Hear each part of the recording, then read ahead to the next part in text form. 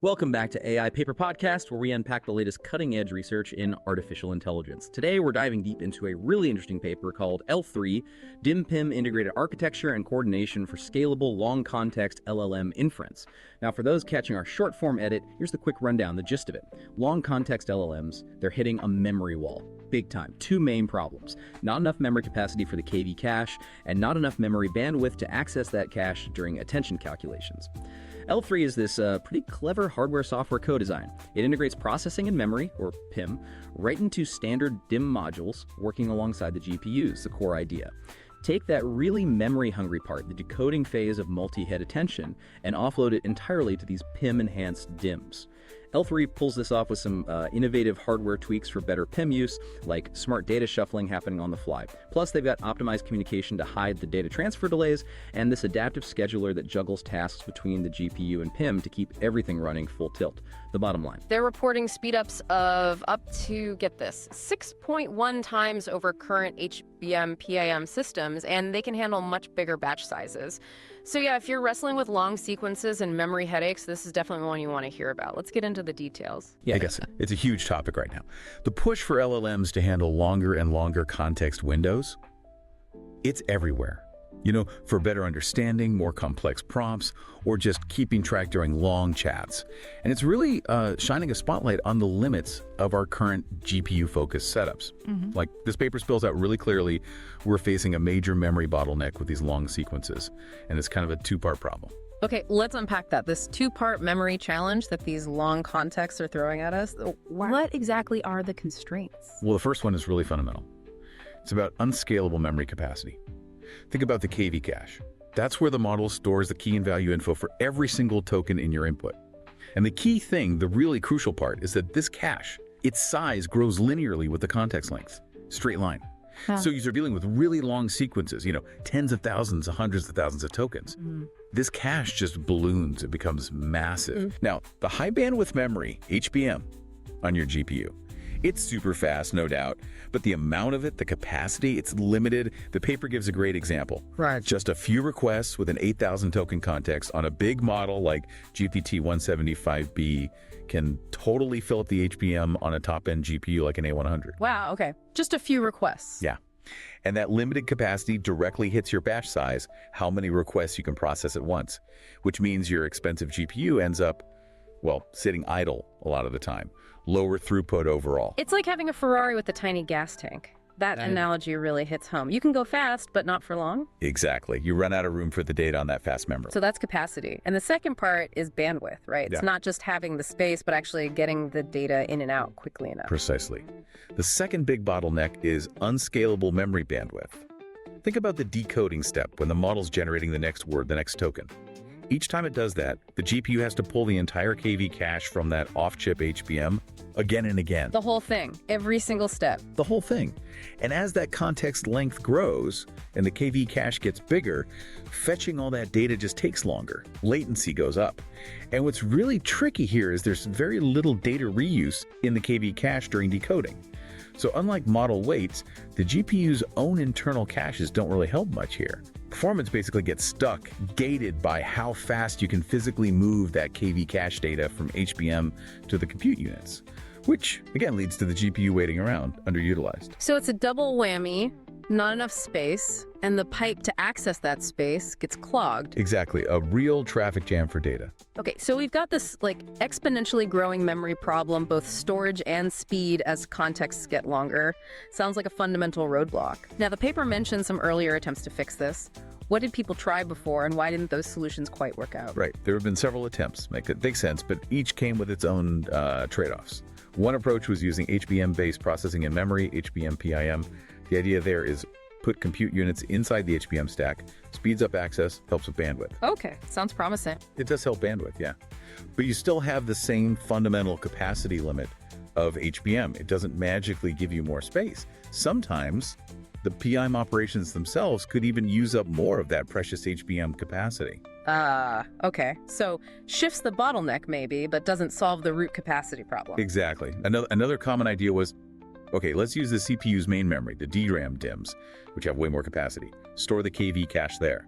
Makes sense. Tons more space over there. Loads more space. But the connection between the GPU And the CPU memory, that PCIe bus, is relatively slow compared to HBM.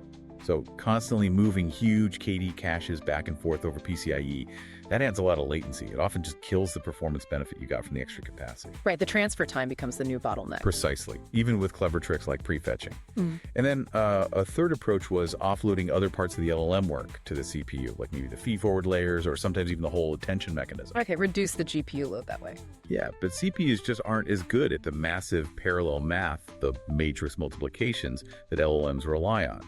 So you get lower compute efficiency, especially with long context. The overall speed drops significantly. It's like asking a weaker muscle to do the heavy lifting. It takes much longer. Right, so it sounds like all these previous fixes were kind of like playing whack-a-mole. You fix one problem, another pops up. And this brings us to the core insight of the L3 paper, right? They argue that it's specifically the decoding part of multi-head attention that's causing both the capacity and bandwidth scaling issues. Exactly. That's the key observation they make. It's primarily that decoding MHA step that's hitting both limits simultaneously. Yeah. Because the KV cache, the big memory hog, is mostly used and updated during decoding MHA. Meanwhile, the other big chunk of work, the fully connected layers, they're more compute-bound, they benefit from GPU batching, but their memory needs don't scale linearly with context length in the same way.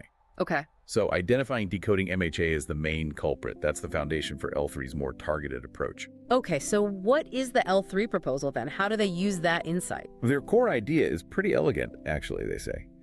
Let's completely separate and offload the decoding MHA operation and the entire KV cache to PIM-enhanced CPU host memory. Specifically, standard DIMM modules, but with processing units built right in. DimPim. Okay, move it all off the GPU entirely for decoding. Right, and they argue DimPim is perfect for this job. Why? Two main reasons. First, DIMMs scale beautifully for capacity. Need more space for a giant KV cache? Just plug in more DIMMs. Simple. Yeah, standard server stuff. Exactly. Second, by putting processing units in those DIMMs, your memory bandwidth also scales up as you add more DIMMs. So you get scalability both capacity and bandwidth, which directly matches the needs of that growing decoding MHA workload.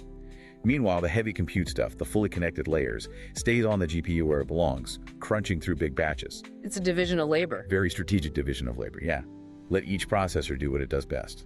That makes a lot of sense conceptually. Use the GPU for raw compute power, use the scalable DimPim for the memory-heavy decoding, but actually making that work smoothly, integrating DimPim with GPUs for something this demanding, that must create its own headaches, right? The paper talks about challenges. Oh, absolutely. It's not trivial.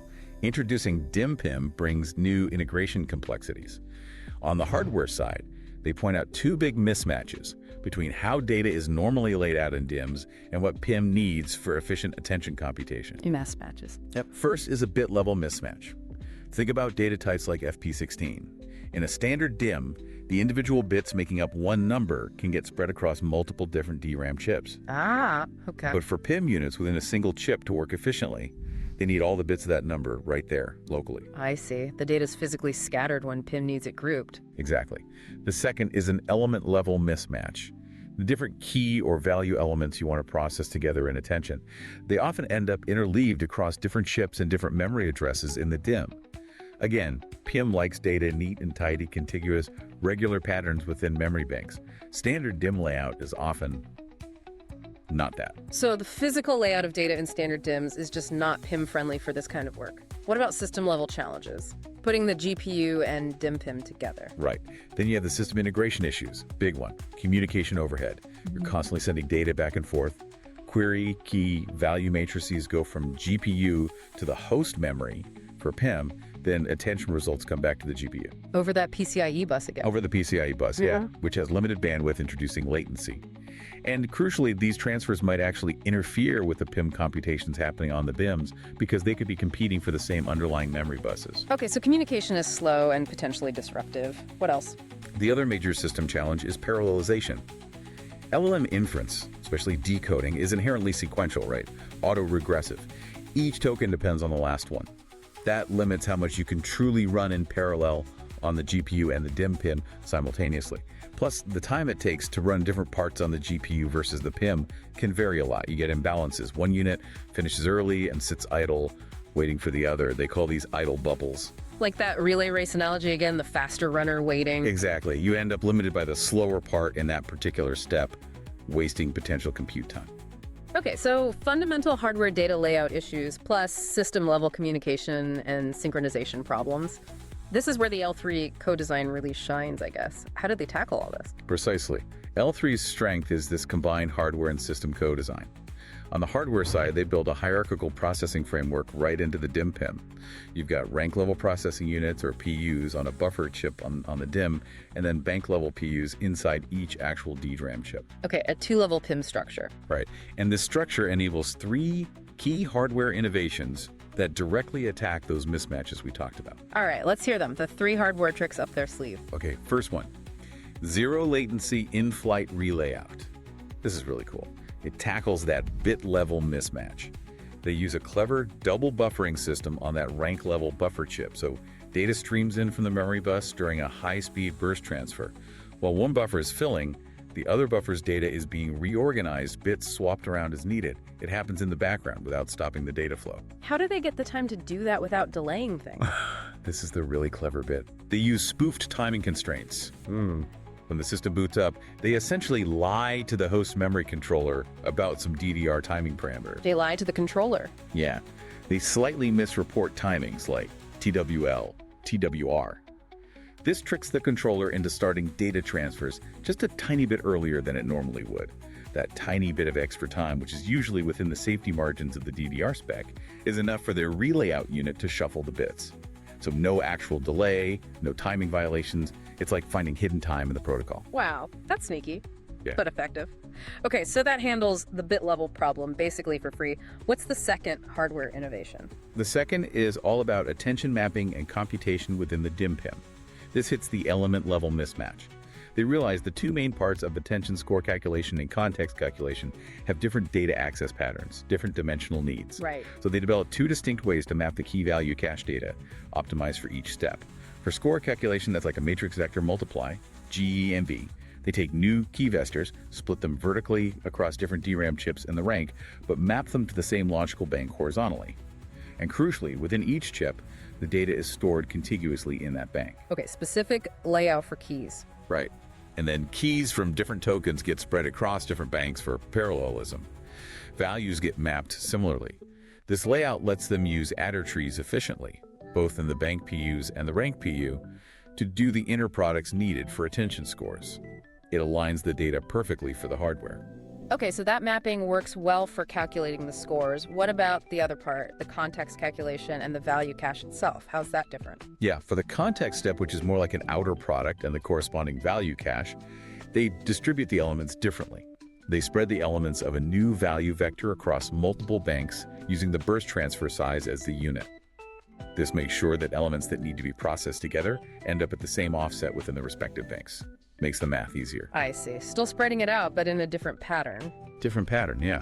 Again, vectors from different tokens go to different banks for parallelism. Then the calculated score vector, S, gets broadcast to all the chips. And based on this layout, they use an outer product approach with accumulators in both the bank and rank PUs to combine the scores and values. So, 2 tailored mapping strategies for the 2 phases of attention, critical for PIM efficiency. Makes sense. Tailor the data layout to the computation. And the third hardware innovation. Third one is Kernel Fusion with double free pipelining. Yeah. To squeeze even more performance out, they put the Softmax function, another key part of attention, directly onto that buffer chip, the rank level PU. Okay, so Softmax is done right there on the DIMM too. Right, and then they pipeline the whole execution flow. They divide the DimPIM into 3 zones that can work mostly independently. The host CPU managing things, the rank PU handling transfers and coordination, and the bank PUs doing the heavy lifting. They use a technique called chunk softmax to help with this. The score outputs are broken into smaller chunks. Each chunk goes through the softmax unit independently, allowing pipelining. The normalization part of softmax is also done per chunk. Ah. This per chunk normalization lets them pipeline even further into the next step, the context computation. The whole goal is to eliminate those idle bubbles, keep all parts of the DimPIM busy all the time.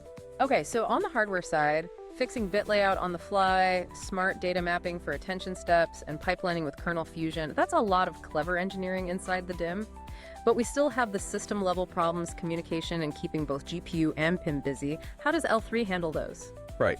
So on the system level, L3 focuses on optimizing resource utilization across the board, GPU and DimPim. Two main strategies here. First is optimizing cross-device communication, basically minimizing the hit from moving data between the GPU and the host PM. They use what they call dependency-aware communication computation overlap.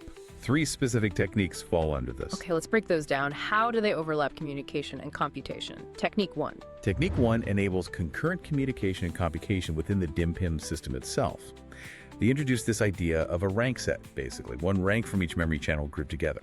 The key insight: not all rank sets need to be talking to the GPU, receiving KV cache data, for instance, at the exact same moment. Okay. So while one rank set is busy receiving data, the other rank sets can keep crunching numbers on data they already have. This partitioning lets them keep a big chunk of the PM compute power running even during data transfers. Like on a DGX A100 with 4 ranks per channel, they reckon they can keep about 75% of the PM compute active during communication. It masks the overhead. Very smart. Use the internal parallelism of the DIMM system. What's technique number 2? Second technique is about load balancing across those rank sets. Yeah. If you just dumped the KV cache randomly, some rank sets might get way more work than others, slowing things down. Uneven load. Right. So they leverage the fact that KV cache sizes are usually pretty consistent across different layers in an LLM. During pre-filling processing, the initial prompt, they alternate which rank set receives the KV cache data for each layer. Layer 1 to rank set A, layer 2 to rank set B, layer 3 back to A, and so on. Okay, spread it out evenly, layer by layer. Exactly. Ensures a much more balanced load for both data transfer and the actual computation across all the rank sets. They even do finer balancing for different attention heads across channels within a rank set. Makes sense. Keep everyone equally busy. And the third, communication optimization. The third one is about removing dependency-independent communication from the critical path. This is key. They realized only the query, key, and value vectors generated during decoding steps are needed by the PM immediately in that same step. The big chunks of key and value data generated during pre-filling, that makes up most of the data being offloaded. But it doesn't have to be transferred instantly. It can be sent asynchronously, delayed until later stages in the GPU pipeline, like during the projection or feed-forward network layers.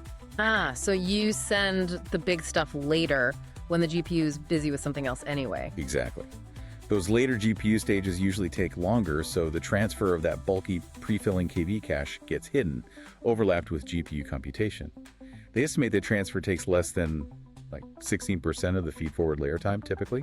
So prioritize the small, urgent decoding data, delay the big pre-filling data, massively reduces the communication latency impact on the end-to-end time. Okay, that's really clever. Being smart about what needs to move when. So that covers communication. The second big system optimization piece is the L3 scheduler. What's its main job and how does it work? Right, the L3 scheduler. Its main goal is simple: maximize parallelism between the GPU and DimPim and minimize those idle bubbles. Keep both busy.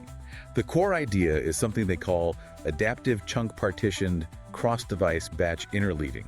That's a mouthful. That sounds complex. But the concept is pretty neat. Instead of trying to parallelize prefill and decode MHA for the same request, which is hard due to dependencies, the scheduler looks at batches of requests. It splits the incoming requests into 2 sub-batches.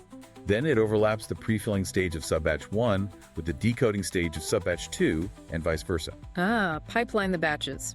GPU works on pre-filling batch A, while PIM works on decoding batch B. Exactly. Classic pipelining, but applied across the 2 different device types doing different stages. Keeps both utilized on different workloads concurrently. Okay, but what's the adaptive chunk partition part? What makes it special?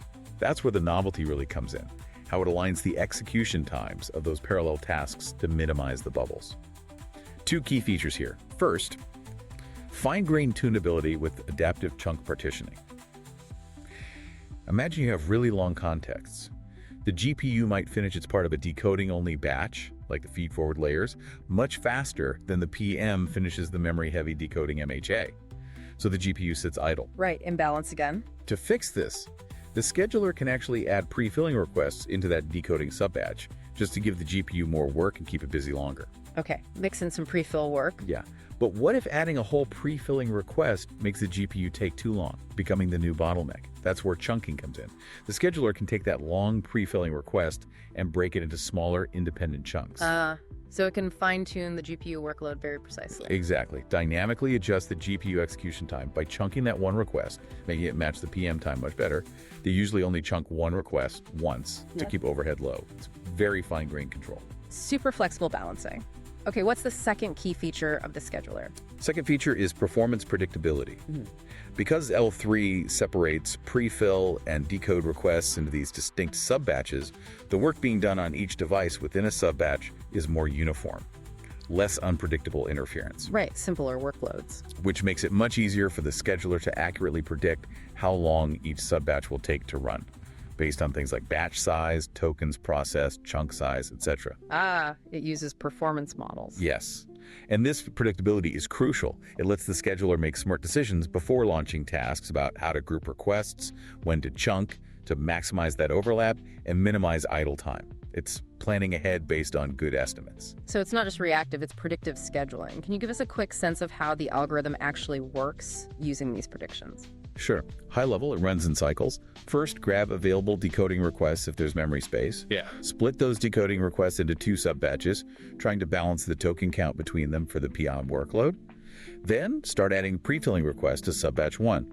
Keep adding them until the predicted GPU time for sub-batch 1 gets slightly longer than the predicted PM time for sub-batch 2. Okay, balancing act. Exactly. Then repeat for sub-batch 0, adding pre-fill until its predicted GPU time exceeds sub-batch 1's predicted PM time. Finally, that fine-tuning step. It might chunk the last pre-filling request added to each sub-batch, adjusting the chunk size to get the predicted GPU time as close as possible to the predicted PM time of the other sub-batch. Wow. Okay. It's really trying to perfectly interleave them based on predicted times. Yeah, and those chunked requests get priority next time around. And these predictions, how good are they? What kind of models are they using? Good question. For the PM side, decoding MHA, communication, etc., they found simple linear models worked well enough. Those latencies scale fairly predictably. Yeah. But for the GPU side, pre-filling MHA, the batched feed-forward layers the behavior is more complex, less linear. So there they use random forest regression RFR models. Why random forests? They're good at capturing nonlinear stuff. They can be trained incrementally with new runtime data. They're fast to predict with, and they tend to be pretty accurate. So, ideal for this. The system actually watches the real performance at runtime and constantly updates these models, so they adapt over time. Continuous learning. Very cool. Okay, so we have this whole integrated system, hardware fixes in the DIMM, smart communication overlap, and this predictive adaptive scheduler orchestrating everything. How well does it actually perform? Let's get to the evaluation. What did they find? Right, the results. They did a pretty thorough evaluation. They implemented L3 on a DGX A100 system, 8 A100 GPUs, plus their custom DimPim setup. And they compared it against several strong baselines, GPU only, of course. Systems using existing HBM-PIM ideas like NuPIMs and Attack. Also, a system using rank-level DimPim, similar to an earlier architecture called Hermes. And finally, systems that offload the KV cache to the CPU, like Neo and FastDecode. Good range of comparisons. What models and data did they use? They tested 3 big models, OPT66B, GPT89B, and the monster GPT175B, and 4 different real-world workloads with varying context lengths, OpenR1, Dolphin, OpenThoughts, and Longbench. So diverse tests.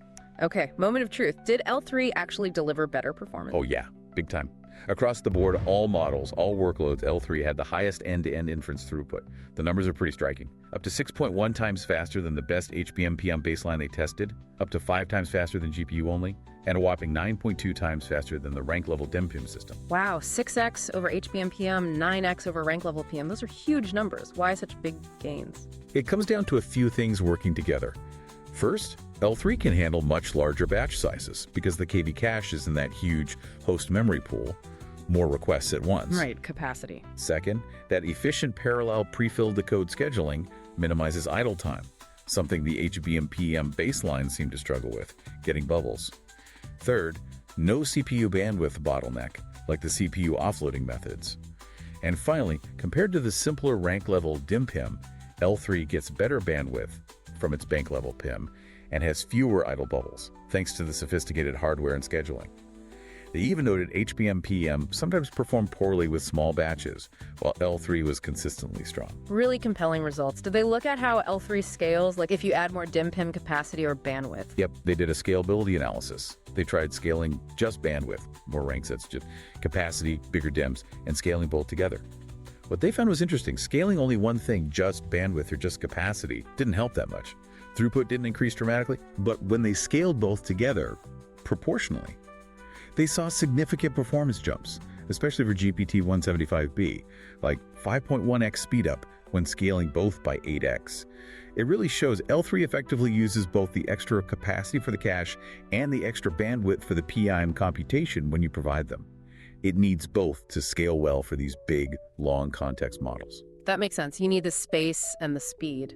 What about the specific tricks they use, the communication overlap and the scheduler? Did the Ablation Studies show they actually mattered? Absolutely. They did an Ablation study, basically turning off those key features and then turning them back on one by one. The results were clear. Both communication overlap and the adaptive scheduler made a big difference. For GPT-175B on one dataset, the adaptive scheduling alone gave about a 1.3x speedup. Then added the communication overlap on top of that gave another 1.7x boost. So they both contribute significantly. It confirms the co-design approach works. Exactly. Each piece is pulling its weight. Okay, throughput is great, but what about latency? Especially for interactive use, time between tokens, TBT, is critical. How did L3 fare there? That's a crucial point. They compared L3's TBT against the theoretical GPU-only baseline, one they assumed had inferred HBM, just to isolate the latency aspect and allow the baseline larger batches. Okay, a tough comparison. Yeah. And even with just a few DimPim rank sets, L3's TBT was already comparable to that ideal GPU baseline.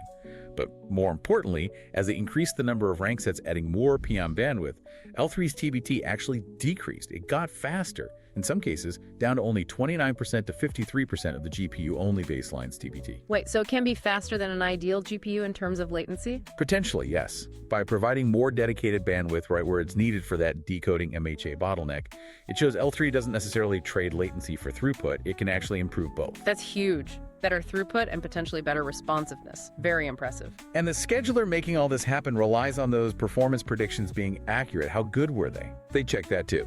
They evaluated the prediction errors for their linear PM models and the random forest GPU models. The errors were consistently low across the board for prefilling MHA, decoding MHA, feed-forward layers. This high accuracy is vital, as you said. It lets the scheduler make those effective balancing and chunking decisions that lead to the overall efficiency. Okay. Last piece of the puzzle, the downsides. Adding all this PIM hardware to DIMMs, does it cost a lot in terms of chip area or power? They looked at the hardware overhead. They estimated the area and power for their custom units, the relayout unit, adders, softmax on the rank PU, and the bank PUs. Their conclusion: the overhead from the rank level PU on the buffer chip is pretty small compared to the chip's overall budget. Negligible almost. And they argue that putting the PIM units inside the DRAM chips, the bank PUs, might actually be more area efficient overall compared to putting PIM and HBM. So manageable hardware cost. Seems like it, yeah, from their analysis. Okay, so L3 looks like a really well thought out, comprehensive solution. Great performance, handles latency well, scales nicely, manageable overhead.